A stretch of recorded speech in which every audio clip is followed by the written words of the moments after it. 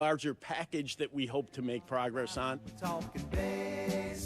That's Rob Manfred, Commissioner of Baseball, talking about how every little thing they do gets scrutinized, including this new rule where you don't even have to throw 4 balls for an intentional walk. So to talk about all of this is Ryan Burrow, who is he's flying his Cubs flag high these days. ABC News correspondent. Good morning, Ryan Burrow. Good morning. Yeah, I get to wave the W for at least another month. That's good news. This is interesting, though. Baseball's trying to do everything they can to speed up the game. The knock on baseball has always been it's so slow. And really, actually, if you look at the times that games have been going, the actual game times, they have been getting longer, and that's because of the Billy Bean ball, the Theo Epstein ball, let's take as many pitches as possible, let's run these counts up. Batters are seeing 6, 7 pitches, fouling off 2, 3, 4 pitches in an at bat, and that does tend to make the game longer. So one of the key rules is this manager essentially giving the umpire a nod now, saying, yeah, put him on first. We don't need to throw these 4 pitches. What does that do? Well, it speeds up the game slightly, I suppose. Hold on a second. Yes. It speeds it up 15 seconds? Maybe. Okay. Maybe. I mean, maybe, possibly. How many intentional walks are there in a game? Well, one, maybe. Maybe one. I can tell you now that in the NBA we saw Hack-a-Shaq, and now we're starting to see walk Bryce Harper. The Chicago Cubs in one game alone walked him 6 times last year, walking him 13 times in a total of 4 games. We saw this with Barry Bonds a long time ago. I guess the one thing on the behalf of pitchers is you don't risk throwing a wild pitch on one of these intentional throws, and on the other hand too, you get to save up on your pitch count a little bit.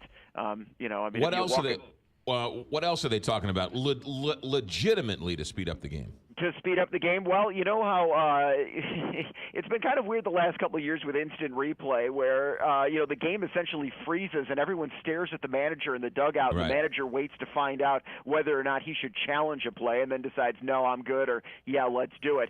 That's being sped up. 30 seconds you get from the time the play ends for a manager to decide, yeah, we're going to challenge this, or no, we're not.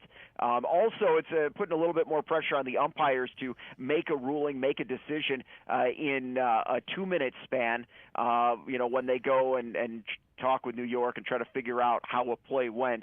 We have seen some of these extend kind of long, although the average, the MLB says, is just over 90 seconds. So I don't exactly know if that's going to save any time. That's good that they've put a 2-minute limit on something that only takes 90 seconds. That should well, really but on speed the other things hand, up. what are you going to do if it goes over? I mean, are they going to Right.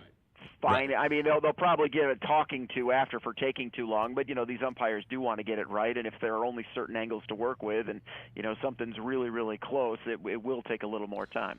Did I hear something about balks? Yeah. Well, there's this pitcher. I don't know if you've ever seen this guy. His name's Carter Capps. The way he pitches is very, very unique. He actually kind of, when his back leg is on the rubber, he actually kind of takes a hop before he throws. So he's actually cutting off, probably not even a foot from the pathway to home plate. But they don't want to see that anymore. And he says he's actually adjusted his pitching movements, so that doesn't happen anymore. So basically, they agree there's a problem, but they don't want to do anything to solve the problem for real, make the batters stay in the box, or heaven forbid the umpire actually expands the strike zone so it's a strike. Exactly. and it's not a postage stamp. Those are really the issues. The guy who's got to go through his nervous tics and habits between every pitch, the guy who steps out, the guy who has to mess with his batting gloves between every pitch. That might be something too that they might be able to start kind of organically changing in the minor leagues, so that when these guys get up, they stop doing that.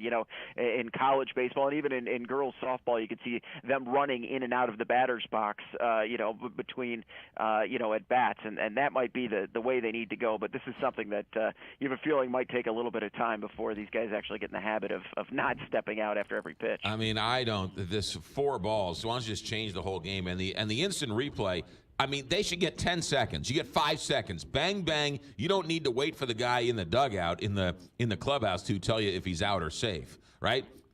Your eyes, you saw it. If it's a blown call, if it's so bad of a blown call, you can see it from the dugout throw the flag or do whatever, but 30 seconds is way too long. Well, and a lot of times too in these situations, you got, let's say, a stolen base at second base. It's the player who's saying, challenge it, right, you know, right. Versus the manager who actually saw it with his eyes. All right, Ryan Burrow enjoying his World Series Cubs victory. Have a good day, Brian. Thanks for checking in. All right. We got coming up in 10 minutes, Andy Candy from Crown Candy says this new minimum wage law in the city is going to devastate his business. He's also running for mayor. We're going to check in with him in 10 minutes. 7:10, Big 550.